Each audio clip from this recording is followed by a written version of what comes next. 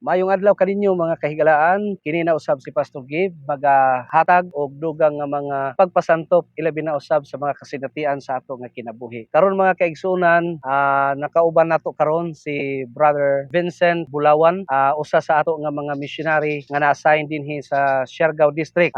For the meantime, just I think 3 weeks, Brother Labas. Vincent. 3 weeks. So 3 weeks nga niya sila dinhi sa Siargao District tungod kay ang 1,000 missionary kauban ni Pastor Tautaw dunay gihimo dinhi mga kaigsunan nga buluhaton labi na dinhi sa Barangay Santa Cruz. So mga kaigsunan, niini nga episode nganong ako karon gikauban si Brother Vincent tungod kay gusto nako mga kaigsunan nga kanang mapuno kita sa mga panalangin pinaagi sa mga kasinatian sa ato nga mga kaigsunan. Ilabi na kang Brother Vincent. Brother Vincent, ilang years ka pa sa dito sa Seventh-day Adventist? 1 year pa lang, Bas. 1 year pa lang. So, karon mga kaigsunan atong paminawan ang mga kasinatian sa kinabuhi ni Brother Vincent sa wala pa siya nahimo nga Seventh-day Adventist. So, ato karon nga i-interview si Brother Vincent sa iyahang kaagi mga kaigsunan. Siguro dunay mga kausaban sa dialekto nato mga kaigsunan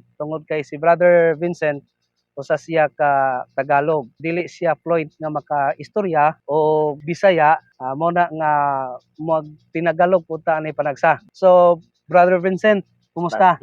Okay naman po, Pastor. Na rinig ko na iba yung nadaanan mo, yung ano, yung experience mo parang unique kaya inimbitahan kita kasi gusto ko na marinig sa mga viewers natin kung gaano ka minahal ng Panginoon, kung gaano ka dinala dito sa liwanag. So, Brother Vincent, yung family mo, sila ba'y Adventist? Sa family ko po, yung mama ko po, dati siyang Adventist nung pagkadalaga niya. Mm. Kaya lang, nung nag-asawa na sila ng papa ko, yung papa ko is Catholic, tapos yung mama ko Adventist. So, kinasal sila sa Catholic. Kaya doon na, nawala na yung Parang pagka-Adventist ng mama mo. pagka-Adventist ng mama ko. Mm. Hanggang sa'yo na, hindi ko nga kilala yung Adventist. Hindi ko kilala Mm. noon dati yung Adventist.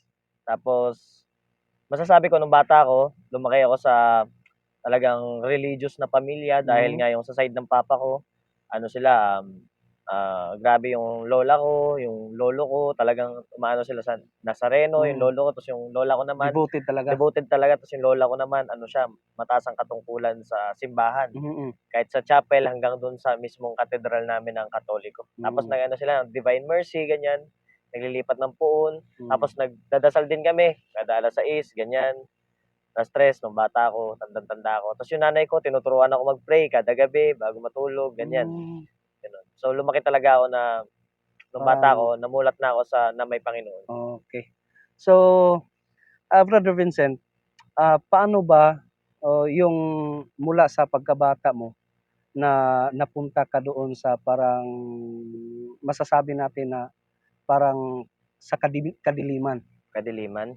Oh, Nagsimula, Pastor, nung ako'y nag-aral na ng elementarya, nag-aral ako sa public school, nakaranas ako ng pambubuli, hanggang sa yung pambubuli na yun ay aking nasobrahan at lumaban ako at naranasan kong manalo sa pambubuli o nagapi. Nagdala ako ng mga hindi mabubuting mga bagay sa school hanggang sa yung aking kaklase ay aking sinugot at inundayan ko ng saksak. So nasaksak mo talaga yung kaklase mo? Nasugatan ko siya nung parang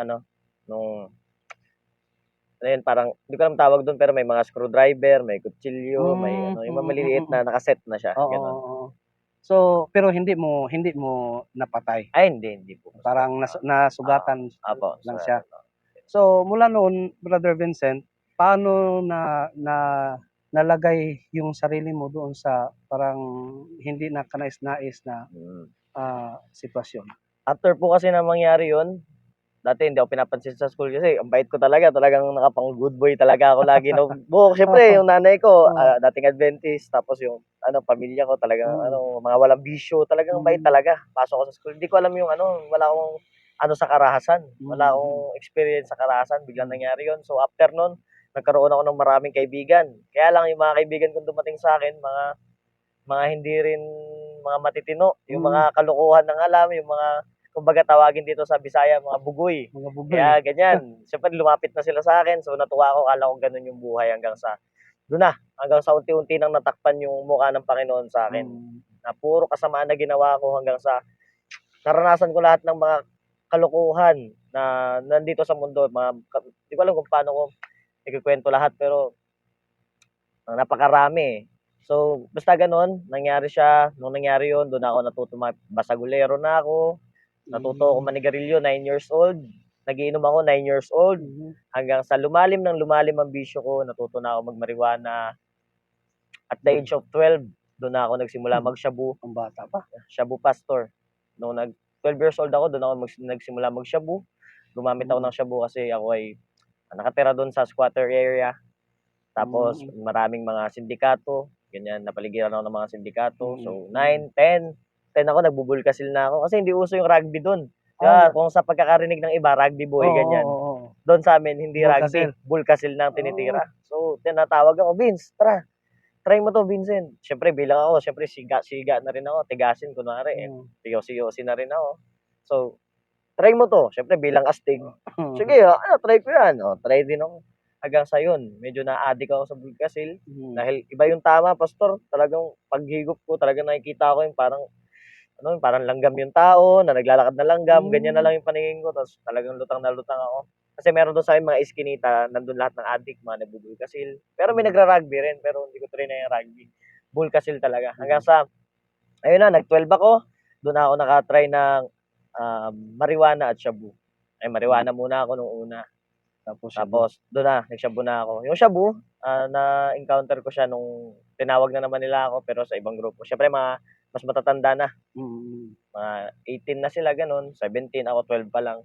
Tinawag nila ako, Vincent, tara rito, Vincent. Sabi nila sa akin. Hanggang sa, ayun na, gumamit daw ako na to. Sabi ko, umuusok, shabu. Sabi ko, ano ba yun, nausok? Sabi nila sa akin. Basta gamitin mo lang. Sabi niya, masarap yan. Parang sigarilyo rin. So, parang marijuana, ganyan. So, trinay ko. Wala pa akong sa shabu nun. Parang naririnig ko pa lang. Pero hindi ko alam na shabu yun. So, tinira ko. Talagang batak sila ron. Batak din ako. Tapos, kada bata ko, kada may lumalabas na usok, kasi iba kasi yung paghigop pagka mga shabu na pag-drugs. Iba yung klaseng higop. Dapat talaga yung pasok talaga. Pasok talaga. Oo, hindi siya pang sigarilyo lang na hits mo pa, hindi ganun. So, may lumalabas na usok kasi hindi pa marunong. Hinahabol pa nila. Ganun sila ka-addict talaga. Talagang inaabangan nila kada may lalabas para walang masayang. Kasi mahal ng, para sa nila, mahal na nung shabu nun dati. Hanggang sa'yo na, pagtikim ko, sabi ko, ayoko na, lasang kalawang. Sabi ko, ayoko na yan, hindi ko trip yung lasa. Tapos tawanan sila. Hanggang sa nakauwi na ako. Hanggang natapos na ang magdamag, natapos ang buong gabi, hindi na ako nakatulog. Talagang iniisip ko, kahit nakahiga ako, pumipikit ako, iniisip ko, gumagamit pa rin ako. Hanggang sa nag-umaga, nagliwaliwanag na, binalikan ko sila. Sabi ko, nasaan na yung pinatira nyo sa akin? Sabi ko, tira ulit tayo. So, parang gusto mo Parang nagustuhan ko na. Parang ayaw ko ng lasa, pero iba yung yung hatak. Talagang nakaka-addict talaga. Hanggang sa, ayun na, sabi ko, asa na yung Sabi, naku, wala na. Kung gusto mo, magbigay ka ng pera, bili tayo. Gusto mo, wala akong pera. Nakakaw ako ngayon. Doon ako natuto ng mga pati yung pamilya ko, tinira ko na. Nagnakaw ako sa pamilya ko para lang may pang-shabu kami. Bigay ko sa kanila, tuwan-tuwa ako hanggang sa yun na. Doon na nagsimula pas na nalulung na ako sa pagsashabu. Hanggang sa dumating na yung panahon na wala na kaming panggamit. Kasi pati yung pamilya ko talagang ko na ninanakawan ko na. Sama na ako sa kanila sa mga small time na lakad, mga akyat bahay, mga pagkukuha ng mga baterya ng sasakyan, ganyan, ng mga stereo sa kotse, speaker, ganyan. Akyat bahay, napasama na ako sa kanila. Una, lookout lang ako. Hanggang sa, ayun na, napasama na ako sa kanila. Akyat bahay rin ako. Naalala ko pa pas nung ako'y 13 years old. Unang sama ko sa akyat bahay. Inakyat namin, bahay ng pulis. Pero hindi kami tumitira ng hindi kami nagnanakaw sa mismong bayan namin, sa barangay namin. Sa iba kaming bayan nagnakaw. So, punta kami ron. Tapos, akyat bahay kami. Lahat sila nakakuha na. 4 kami pumasok Lahat sila 3 nakakuha na. May nakakuha ng mga gamit sa bahay. Tapos, kasi hindi namin alam na may tao muna. Hindi namin alam na may tao. May tao pala sa loob. Alam namin, wala kasi pulis yung may-ari nun. Kumbaga, nasubaybayan na namin ba? Sakto nabitin kasi kami nun, wala na kaming pang-shabu. Kaya napagdesisyon na namin na aakyatin yung bahay na yun, tapos kuha ng baril, baka makuha namin yung baril niya, eh, di magamit pa namin pang hold up, hold up sa mga estudyante o kung saan. Kasi gano'n na ba yung mga utak namin. Siyempre para pera, pera, pera, pang shabu, adik. So, sobrang payat ko na nun. Tapos, ayun na, lahat sila nakakuha na. Dami na nila nakuha. Tapos yung isa kong barkada, walang nakuha. Nakita niya yung gasol. Pati gasol, tawa ng tawa. Pati gasol. Walang ligtas yung gasol. Tinawid sa bakod yung gasol para lang may makuha. Eh ako, wala na akong, parang naitsapwera ako. Siyempre, wala akong makuha eh. Ginawa ko, doon ako dumaan sa may gilid, sa may likod.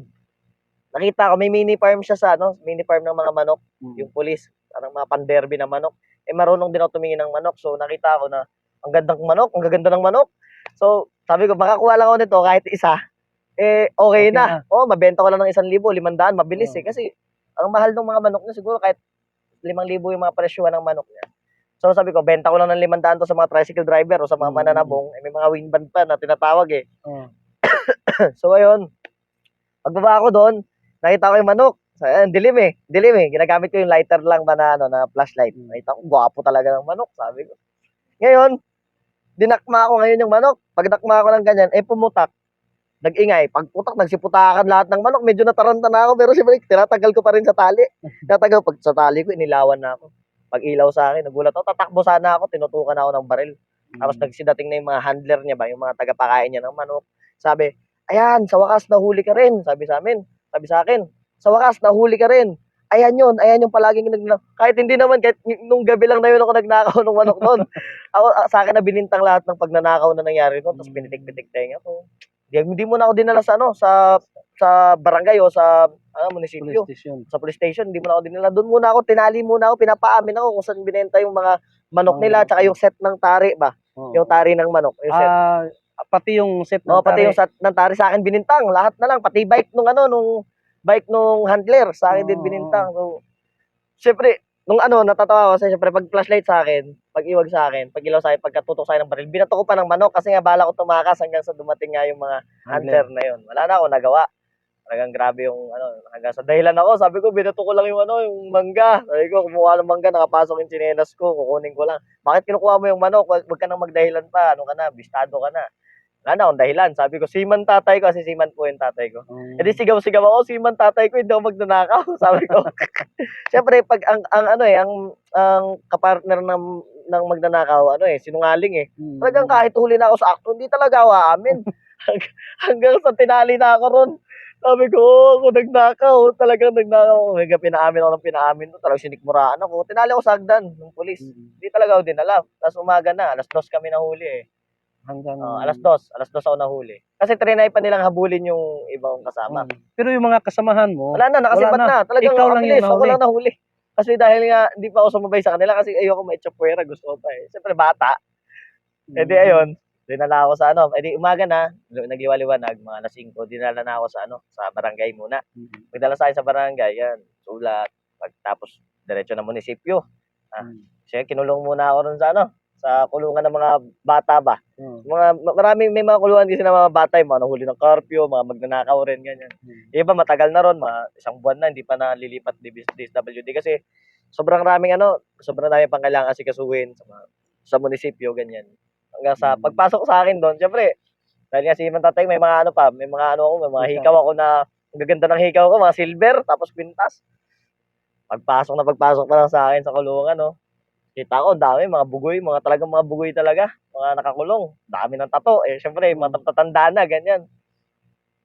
Pre, halika nga rito, sabi sa akin, lapit ako, ganda doon nasa loob nasa loob na ako, syempre, iyak na ako nun, kabang-kaba na ako, kahit adik ako nun eh, syempre, nakagamit na rin ako nun, kahit kabang-kaba ako nun, iiyak na ako, bigla na lang, inatak yung kwentas ko, ginanyan, sinipa ako ngayon, tapos sigaw ako, sir, tulungan niyo ako, binubugbog ako, ganyan sabi ko.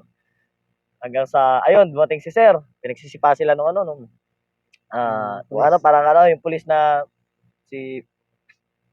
kalimutan ko pangalan ng pulis. Basta yung pulis na yon talagang talagang brutal, talagang nananakit. Yung sapatos niya, ang bigat pa. Talagang pinagtatadyakan. Sabi niya, sir, tama na sir. Pinaglinis ng kubeta, ganyan. Tapos ako, wag daw akong galawin kasi, yung pala, minamanmanan na ako nila Sir Butch, ganyan. Yung pulis doon, na ng sindikato, ganyan. Tapos si Lolo Pita, may lolo kasi ako na police Mm. investigador din doon, ganyan. Tapos, Pero hindi ako maamin na ano, nagnakaw pa rin ako. Hindi talaga. Pagdating ko sa munisipyo, hindi pa rin ako. Sabi, nasan yung nanay mo? Sabi ko, wala ako nanay, ulila na po ako, sabi ko. Para ayoko malaman ng nanay ko, yari ako pag nalaman ng pamilya ko Sabi ko, pinalaki ko ng maayos Yung tatay ko, seaman. Di yung sisi sa nanay ko talaga lahat. Kaya yun. Pero hindi alam ng mga magulang mo yun. Hindi pa alam. Hanggang sa no choice na ako, talagang 3 araw na ako doon Sa kulungan doon sa kulungan. Hindi ko matanggap yung CR, bambaho talaga, sobrang baho. Tapos, hindi ko matanggap yung sitwasyon ko ron Siyempre, una kong kulong yun Hindi ko matanggap. Tinawag ko ngayon yung mama ko, sinabi ko na, hanggang sa pinuntahan ako ng lola ko, kinuha ko ng lola ko. Hanggang sa, talagang syabong-syabo na ako Kasi gusto ko na lumabas talaga dahil gusto ko na ulit magsyabo. Hanggang sa paglabas ko, sinabi ko sa lola ko, talagang pinanindigan ako. Sabi ko, hindi ako magnanakaw lola, talagang ano lang ako ron, ganyan. Nadamay lang ako, hindi ako nakiano dyan, ganyan. Hanggang sa dami. Kasi napakarami kung sa kaso lang pa sa loob ng presinto, pati sa barangay, sa DSWD. Kompletong-kompleto ako.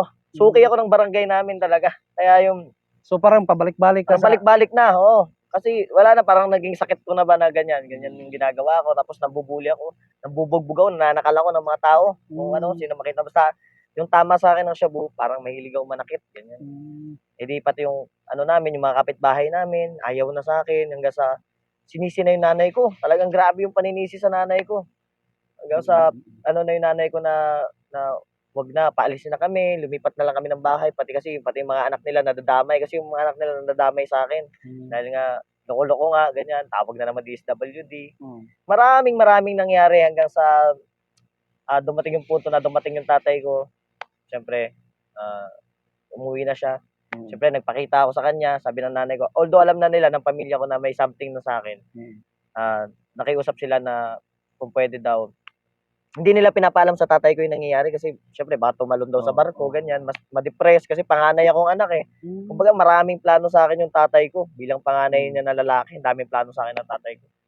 Mahal na mahal ako ng tatay ko, pati yung lola ko, mga tito ko, kasi ako yung unang pamangkin na lalaki. So talagang dami nilang plano kasi sila papa, mga kuya niya, puro seaman. So ang dami nilang plano sa akin na magseaman ako kasi malalakas sa mga backer ko, kapitan sa barko. Sa ayun na nga, na gano'n na nangyari, nagpakita ako sa tatay ko hanggang sa ilang gabi, na-tripan kong magshabu ulit. Doon ako gumamit sa may kwarto. sa bahay Kwarto nyo. ko, sa bahay namin. Pero nakakulong na ako noon, kinulong na ako ng tatay ko kasi lagi ako tumatakas ng gabi. So, kada takas ko ng gabi, tumatakas ako sa gabi So, hindi siya masaya ng gano'n. Alam niya na may something. Kinulong ako ngayon sa kwarto kasi dati, bago seaman yung tatay ko, pulis dati tatay ko. Hanggang kaya lang, medyo, syempre yung tatay ko sobrang bait niya, hindi marunong mangotong, ganyan, hindi marunong manggulang. Ganun nga nangyari na nagseaman na lang siya, ginaya niya yung mga kuya niya. Syempre, seaman mga kuya niya. Nagseaman din siya para mabuhay pa kami. Ayun, ganun na nangyari hanggang sa nahuli niya ako na gumagamit sa loob ng kwarto. Nakita ko yung bumagsak talaga yung balikat niya, tapos iyak siya na gumagamit ako. Ginamit ko yung foil pa ng baliwag. Kasi nakakulong ako doon, wala akong foil, pero may shabu ako. Kasi nagtutulak na ako ng shabu noon, nung mga panahon na yun. Kaya may stock. So ilang taon ka nun? May stock. 13. May Bata stock pa ako ng shabu. Nagtutulak na ako ng shabu noon. Tapos, may stock ako ng shabu noon. Ginamit ko inuto ko yung pinsan ko. Sabi ko, kasi yung kinain ko, baliwag. So, napaisip ako, yung baliwag ba na yung manok? So, napaisip ako na merong foil. Sabi ko, kunin mo yung basura kasi ko lang, amoy-amoyin ko lang. Sabi ko sa pinsan kong babae. Naututo ko naman. Binigay sa akin yung foil. Tapos gamit ko pa nun lighter. Wala. Gawa ulit ako nun kahit medyo mahirap pagulungin kasi pag bawal lukot-lukot lukot-lukot na yun. Tiniis ko yun. Basta batak ako. Tapos parang napapraning na ako kasi sobrang dami nun. Ako mag-isa. Parang halagang kasang 2,000 na yung tinitira ko nun. Ako lang mag-isa. So parang medyo napraning-praning na ako. Nabubuang-buang na ako hanggang sa binuksan yung, hindi ko na malayan, binuksan na pala ng tatay yung pinto, tapos nakita niya ako, tapos lumapit siya sa akin. Siyempre, alam niya yung shabu Tapos, nakita ko, bumagsak yung balikat niya, tapos pumatak yung luha, tapos tinawag niya yung mama ko, yan, mga tito ko, andyan na lahat. Tapos pinakapit sa akin yung shabu, pinicturean ako. Siyempre, sinend pa sa, rehab, ganyan. Sinend niya, ganyan, tsura ko, ganyan, yung shabu. Pinicturean ng tatay ko lahat, hanggang sa, pagkatapos na picturean, doon na, pinagbubugbog na talaga ako. Siyempre, hindi natanggap ng tatay ko. Talagang halos patayin ako ng tatay ko. Pero wala akong maramdaman. Ang headbutt ako, daming ginawa sa akin. Hanggang sa, ayun Pero na, parang ano ka na noon. wala na, groggy na ako. Parang- Basta lang hindi ko nararamdaman. Iyak-iyak lang rin ako, syempre. Oo. Iyak-iyak kahit wala akong sakit. Basta iyak lang ako na iyak. Syempre, ano na ako, praning na eh. Tapos, nagising ako, talagang bugbog sarado. Nakasarado na rin yung pinto. Wala nang tao. Hanggang sa praning na ako. Sabi nila, praning na ako. Di ko na matandaan, pero nagsulat daw ako sa kalendaryo. Nagubad ako, nagsusulat ako sa kalendaryo. Praning na. Kaya riniredy na ako sa rehab. Ganyan yung nangyari sa buhay ko. Hanggang sa, ako, napakarami pang nangyari, Pastor. Na pinapsychiatrist ako. Talagang, yung lola ko, pinapsychiatrist ako. Siyempre, bilang panganay na apo. Parang hindi nila, kasi siyempre, puro, yung pamilya ko kasi sa side ni Papa, puro mga edukado. Kumbaga parang hindi nila, sabi ng lola ko, hindi niya matanggap na may baliw sa pamilya nila na isa. Parang hindi matanggap ng lola ko, hindi niya kakayanin kahit yung nanay ko hindi niya kaya. So, gumastos sila, pinapsychiatrist ako, mahal ng mga gamot sa akin para lang ma-overcome ko. Hanggang sa, ayun na nga pa, sa madaling salita, na-overcome ko na yung pagsashabu, yung kaadikan ko sa shabu, marijuana, ganyan. Hanggang sa, yun na. Pero bago yun, marami nangyari pa. Marami pa nangyari. Marami pa mga bisyo na nangyari. Na ecstasy, yan, tira rin ako ng ecstasy, party drugs. Nalulung talaga ako. Hanggang sa, ayun na, kung paano ako na convert kasi ano dumating yung COVID na. So dumating yung COVID, yung nanay ko kasi nung 2016 ba? Basta mga ganyan taon, lumipat na ng Aklan. Bumalik ng Aklan yung nanay ko kung saan siya Taga-Aklan yung nanay mo. doon Ayun. yung tito niya, tapos doon siya yung nanay ko, yung tito ko, ay yung tito ng mama ko doon nakatira sa Aklan. Tapos yung nanay ko dati student girl nung tito ko. So siya nag-aalaga sa mga siya nag-aalaga sa mga anak nung lolo ko, yung tito niya. Siya nag-aalaga. So, doon siya nabautismuhan nung pagkadalaga sa Aklan. So, umuwi siya doon kasi hindi niya nakaya yung bigat sa nangyayari. Tapos, syempre, marami nang nagkahulihan sa amin, marami nang namatay ng mga kasamahan ko. Kasi May mga yung namatay na. nung COVID, panahon niya ni Duterte. Oo, kaya ayun, ano yung nanay ko, nag-alala sa akin yung nanay ko, nagpa-rebaptize siya doon. Tapos yung mga kapatid ko nagsisunod. Mga Adventist na yung mga kapatid ko noon. So, hindi ko alam na pinagpe-pray na pala ako ng mga taga-tao ron, ng mga taga-sa simbahan, mga brethren doon sa Aklan, na pinagpe-pray na pala ako rito sa Manila. Kasi ako wala na eh, talagang pariwara yung buhay ko. Pariwara na yung buhay ko hanggang sa, ayun na, yung tatay ko na lang yung ka-vibes ko. Yung tatay ko, naging ano na rin, naging manginginom na, sugarol. Kasi, sabi niya, nagsayang lang daw siya ng pera sa akin, imbis na isayang niya lang daw, isugal niya na lang ng isugal. Ganon yung nangyari sa tatay ko. Tapos muntik na sila maghiwalay ng nanay ko, hindi na maayos yung relasyon dahil nga sa nangyari. Parang ganun na yung nangyari, parang nagulo-gulo na. Tatay ko, kasama ko, na babae, binibigyan ko babae yung tatay ko, kasama ako, nagbe-beer house yung tatay ko, kasama ako. Parang tropa na kami ng tatay ko. Dinadala, mga tito ko, papa ko, dala ako ng pakete-paketeng sigarilyo kada uwi, galing ibang bansa. Tuwan-tuwa na ako niyan. Para support, ano na lang nila ako na basta wag lang mag-shabu, ganyan. Sigarilyo. Tapos tatay ko, parang tropa ko na lang. Siyempre, marami na akong source eh. Lumawak na yung mga connection ko eh. So, marami na akong source, mga ganyan. Hanggang sa, parang tropa kami ng tatay ko talaga. Parang wala na yung parang ano na lang, tropa na lang, ganyan. Hanggang sa, umuwi siya ng Aklan, tapos sakto nagka-COVID. Nanatili siya dun sa Aklan, hindi siya nakasampa ng barko. Ako nanatili ako sa Maynila. Tapos biglang doon na eh, parang syempre hindi na ako nagsashabu nun. Parang biglang, parang binuhusan ng mga pangyayari. Parang binuhos sa akin lahat ng pangyayari. Bakit? Hanggang sa napaisip ako, nasa na ba ako ngayon? Kasi nung time na yon, nakita ko, syempre yung graduation wala sa sa mismong school, kundi sa lang ba, graduate sila sa online lang. So, kanya-kanyang post. So, nakita ko yung mga kabatch ko, nagsipost, gaganda, mga seaman na, engineer. Doon ako nalumbay. Parang syempre, nakakulong na ako sa kwarto. Di walang labas-labas ng bahay. Parang na ako napapraning. Sobrang lungkot ko. Tapos, dumating pa yung time na yung tatay ko nagpa-baptize doon sa Aklan. Naging Adventist. Sabi ko, ano ba yung Adventist na yan? Sabi ko. Pati yung mga kapatid pati mga kapatid ko, lahat. Nauna yung mga kapatid ko, nahuli yung tatay ko. Yung tatay ko nahuli. Tapos nagpa-baptize, ito ba yung Adventist? Nung nakikita ko, nagpo-post sila sa social media, ang saya nila. So, dagdag pa yon. Parang simula ng bata ako, simula nung naligaw ako, parang hindi ko na naramdaman yung pamilya ko ba. Na hindi na ako kasama sa pamilya. Ang daming mga pumasok sa isip ko. Ba't sila ang saya nila kahit ganyan yung ginagawa nila. Kasi dati yung paggawa ng mabait, kala ko boring eh. Kasi dati boring ako eh. Nung wala akong kaibigan. Kasi yung bait ko, nung naging masama lang ako, doon lang ako nakilala. So, kala ko boring yung gano'n. Sila masaya, nakita ko, sasaya nila, nagsisimba.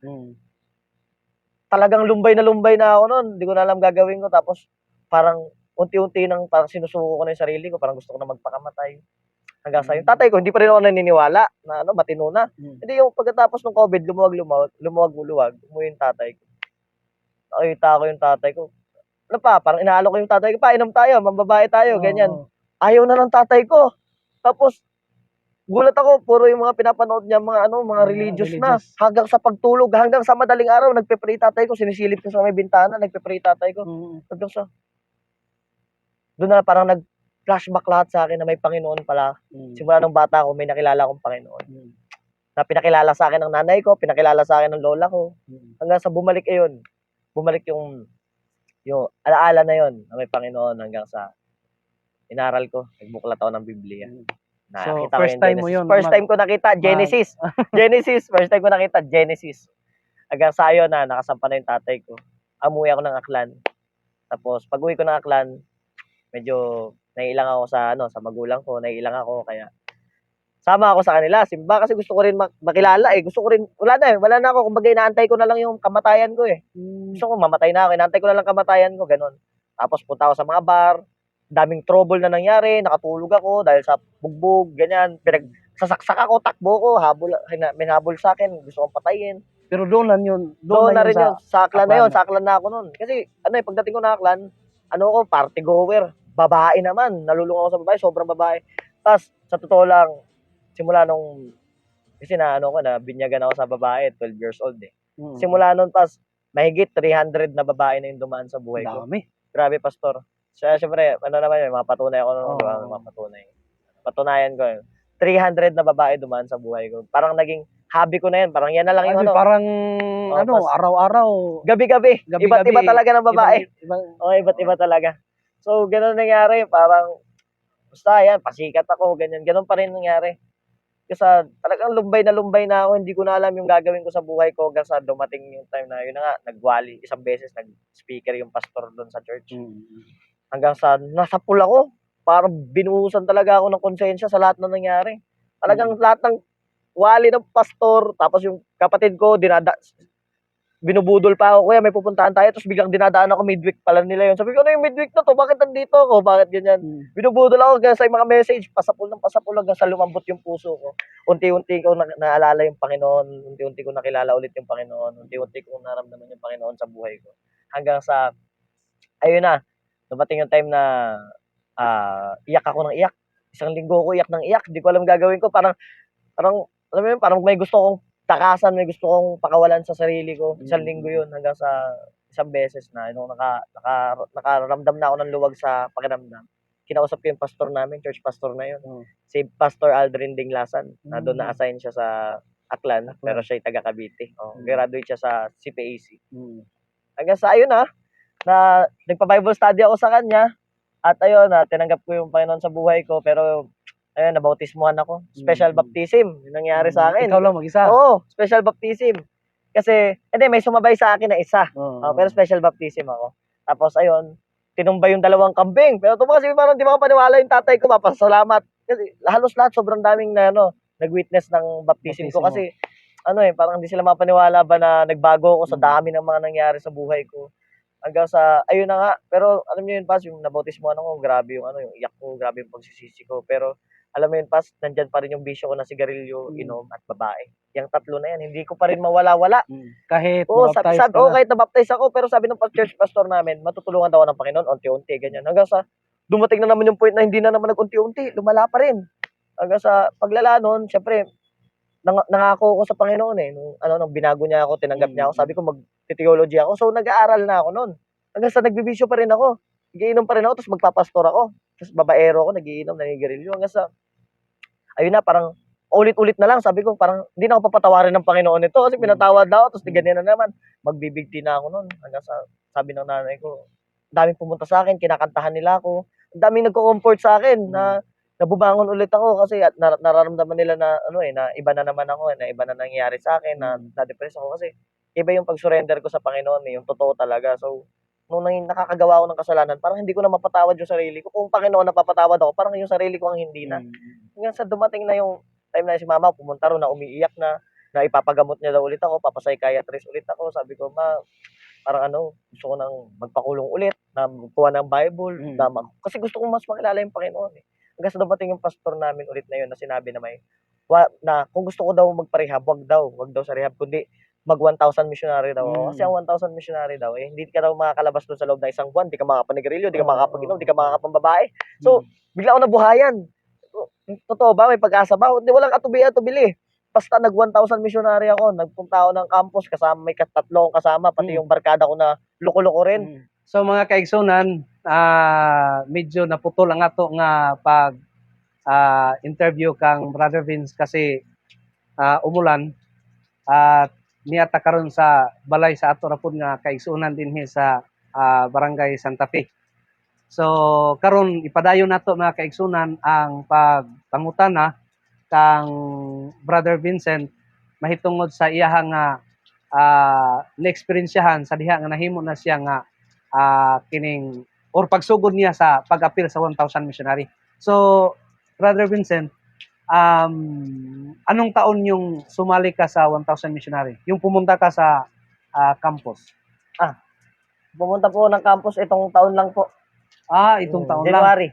lang. Nung January. January. So, yung pumunta ka doon, hindi ka na gumamit ng ng mga doon, yung shabu. Wala na pong ganun. Wala na ganun. Kahit mga bisyo, sigarilyo, alak, babae, wala na. So, anong nangyari doon? Pag pumunta ka doon sa Bali, pagka punta ko ng 1,000 missionary, so sabi ko talaga sa sarili ko na 5 araw, pag nabuhay ako, ibig sabihin, pinatawad ako ng Panginoon. 5 araw, pag nabuhay ako, ibig sabihin, nandyan pa siya sa akin at may plano pa rin siya para sa akin. Kasi, ang isang oras o 2 oras na hindi ako makapanigarilyo, nanginginig na ako niyan. Ay, parang mamamatay ba? Parang hindi makahinga hanggang sa, yung pag di ako nakapag-inom ng 3 araw, parang nanginginig na yung katawan ko, ganyan. Sa babae, hindi naman ganun ka-addict sa babae. Kasi parang naging lang yun, parang nakalakihan ko lang na ganun dapat talaga ang ginagawa. Pag lalaki ka, babae, ganun talaga. Parang normal lang sa akin. Yung pala, doon ko lang nalaman. Siyempre, nung nag-Adventist na ako, doon ko na nalaman na hindi ganun yun. Hanggang sa, nagulat ako kasi sobra na pala. Kasi 5 araw, unang araw, 2 araw, para ako mamamatay. Nag-ano ko yung inhaler, Vicks inhaler. Ayan ang gamit ko kasi parang di ako makahinga. Ayan yung kasi kahit pagkain doon sa campus, bawal eh. Bawal. So talagang kahit candy, hindi talaga makapag-candy, kundi inhaler lang ako ng inhaler. Kahit sa prayer garden, talaga nagpe-pray ako. Lagi ako nagpe-pray na kada madaling araw kasi nagpe-pray doon ng 1 oras na prayer. 40 minutes sa prayer garden, kada umaga, madaling araw. So, ayun ang lagi kong pinagpe-pray hanggang sa, di ko na malayan, 1 week na yung nakalipas na buhay ako, na-overcome ko. Tapos, masayang-masaya na ako para sa akin. Ako na yung pinakamasayang tao kasi para sa akin, di ba, nag-aaral akong theology para sa akin, mas madali pang makatapos kaysa matanggal yung bisyo mo sa katawan ba. Hanggang sa, syempre, ang tagal ko na yun, simula 9 years old. Ang tagal kong dinala yung bisyo na yun. So, parang asawa ko na ba. So, ang hirap. Hanggang sa, ayun na, 1 linggo na nakalipas. Sobrang saya ko kasi doon ko na naramdaman na pinatawad ako ng Panginoon at andyan siya sa akin sa kabila ng lahat ng pagkakatumba ko. Itinayo niya ulit ako at pinalakad niya ako. Kumbaga, nilagay niya na ako sa mas maayos na lagayan, sa maayos na daan na lalakaran ko para yung wala ng butas para hindi ulit ako mahulog doon sa butas na pinaghulugan. Kaya ayun, hanggang sa ayun, nagpatuloy hanggang sa nakalipas na ang ilang buwan na ako, 10 months na akong nagmi-mission dito as missionary. Meron na lang ako 2 months para matapos ko yung 1 year na pagmi-missionary ko para sa Panginoon. At masayang-masaya ako dahil tinulungan niya ako na ma-overcome ko lahat ng ito. At dahil doon, mas lalo kong pagsisikapan kasi sabi ko, sarili ko, namatay na yung dating ako eh. Yung nabuhay na ako ngayon para sa Bagong Panginoon. Vincent na ngayon. Bagong Vincent na. Yung dating Vincent, patay na yun. Patay na yun. Sabi nga sa 2 Corinthians 5:17, if any man be in Christ, he is a new creature. All things are passed away. Behold, all things are become new. Ano yun? Kahit sa kabila ka nung di ba? Kahit yurak na ako, talagang nayurakan na yung buong pagkatao ko. Kala ko patapon na ako. Ano yun? Kala ko patapon na ako pero ni-recycle ulit ako ng Panginoon. Patuloy niya akong nire-recycle. Patuloy siyang gumagawa sa buhay ko. Kaya sabi ko sa Panginoon, magpapastor ako at ibabahagi ko itong liwanag. Kasi galing ako sa kadiliman, tapos dinala niya ako sa kagilagilalas na liwanag. Sabi ko sa Panginoon, bibitbitin ko yung liwanag na to para paabot sa ibang tao na may tunay na nagmamahal sa kanila, na hindi pa sila patapon, na andyan ang Panginoon upang kunin sila sa pit of destruction. Wow. So ngayon, Brother Vince, yung anong reaction ngayon sa yung pamilya na ganito ka na ngayon? So missionary ka na at magiging pastor na to be, no? Yeah. So anong feeling nila ngayon? Sobrang saya nila. Una-una, yung mama ko, yung buong kong pamilya, as in, talagang buong angkan ko, talagang hindi makapaniwala. Talagang sobrang saya nila na ganun nga, na nakilala ko yung Panginoon, na nabago ko ng Panginoon. Sobrang saya nila na to the point na gusto na nilang magpa-Bible study sa akin, Bible sharing daw kami, ganun. Gusto nilang, kahit yung mga dati kong barkada na sobrang lala, nakala ko wala na rin pag-asa rati, kasi grabe yung mga tao na yun, talagang parang wala ng Diyos. Pero ngayon, nagsasabi sa akin na gusto daw nilang magsimba sa sinisimbahan ko, ganyan. Pag-uwi ko, ang dami nag-aantay sa akin na opportunity na maibahagi ko yung salita ng Panginoon, na mabahagi ko yung liwanag na mula sa Panginoon. Kaya, ngayon, sa kabila ng mga pagsubok na nangyari sa akin, doon ko nalaman na kung may mga pagsubok ka pang nararanasan ngayon, magpasalamat ka. Dahil meron pang plano sa iyo yung Panginoon. Meron pang purpose kung bakit may pagsubok. Kaya kung matindi yung pagsubok na nararanasan mo ngayon, ganun din katindi yung purpose na inihanda sa iyo ng Panginoon. Wow. So ingon ana ang Ginoo, mga kaigsunan, wala gyud niya pasagdi ang iyang katawhan. O bisan pa ang mga katawhan nga naa sa kalibutan, naa sa mga bisyo, naa paron sa kalingawan sa kalibutan, ang Ginoo dili gyud magpasagad, mga kaigsunan. Sama sa nahitabo sa kinabuhi ni Brother Vincent, nga bisan tuod gikan pa siyahang pagkabata hangtod nga na converter siya, mga kaigsunan, nakita gyud niya kung kiunsa siya pag-amuma sa Ginoo. So Brother Vincent, ano bang mensahe na parang doon sumilang yung iyong pananampalataya sa Panginoon? Nung naramdaman ko yung walang hanggang pag-ibig niya sa akin, yun talaga yung number one. God is love talaga. Kasi yun, nawala na yung pag-ibig sa sarili ko, nawala na yung pag-ibig ko sa lahat ng tao, pero yung pag-ibig ng Panginoon na natili sa akin, doon ko naramdaman na may umiibig pa sa akin. Kumbaga, kahit sarili ko, hindi ko na iniibig eh. So, sinukuan ko na sarili ko. Wala nang ibang pupuntahan sarili ko, pero kinuha ko ng Panginoon. Talagang doon ko na bilang inibig niya ako, nararapat lang na ibalik ko yung pag-ibig na yun sa kanya. Kasi siya lang yung tumanggap sa akin ng buong buo sa kabila ng aking karumihan. So, mga kaigsunan, at least nga ato karon nadungog o na ato karon nga nadunggan ang kasinatian ni Brother Vincent. Do kita dili man ta managkapareho og mga kasinatian. Do natay managkalain-lain nga mga experiences, mga kaigsunan, no? Pero ang ato pod nga mga kasinatian, ang lain-lain po nato nga mga kasinatian, unique pod. Sama sa experience na Brother Vincent, unique po ang iyang kanang naagian, no? Sa ingon ana, mga kaigsunan. So nakita nato nga si Brother Vincent karon himuon na ni nga galamiton sa Ginoo, aron pod nga ang katong mga ang pamilya niya, ang mga barkada niya, iya hapon magiyahan sa pagduol ngadto sa tiilan sa Ginoo. So mga kaigsunan, dili gyud ta magpakawalag paglaom kun do na tay mga pamilya, kun do na tay membros pamilya nga nakita nato nga naa nagbisyo na sa kalingawan sa kalibutan. So ang ato ra gyud diha, ato ra gyung pangayoon sa Ginoo ang tabang iampo ra gyud nato ngadto sa Ginoo, kay nagtuo ko, mga kaigsunan, nga ang Ginoo dili gyud mo pasagad. Sama sa nahitabo ka Brother Vincent nga miabot gyud sa punto nga siya nahimo na karon nga galamiton sa buluhaton sa Ginoo. Tanaw Brother Vincent, thank you so much sa panahon na binigay mo na naging part ka nitong episode na to. Salamat talaga. Thank you. Og mga kaigsunan, no, wala gyud magduha-duha si Brother Vincent sa diha nga ako siyang giingnan nga pwede ba nga maghimo ta og shoot para ani nga episode. So wag gyud siya magduha-duha, mga kaigsunan. At least nga ato nga nadungog ang nindot nga kasinatian sa iyang kinabuhi, no? Actually daghan man ang Ginoo, daghan nga mga tawo nga ginatawag sa Ginoo, mga kaigsunan, no? Daghay mga pareha pud kang Brother Vincent og kaagi. Pero diha nato makita nga ang Ginoo sa walay duha-duha iya hagyon kuhaon ang tawo gikan ngadto sa kangit-ngit ug iyahang ipabalhin diha sa kahayag, no? So salamat mga kaigsunan sa inyong pagtan-aw ug ayaw kalimot sa pag-subscribe, sa pag-comment o sa pag-press sa notification bell para nga ma-update mo kung dunay mga bag-o nga mga videos nga ato nga ma-upload. Daghang salamat, ang Dios magpanalangin kanatong tanan.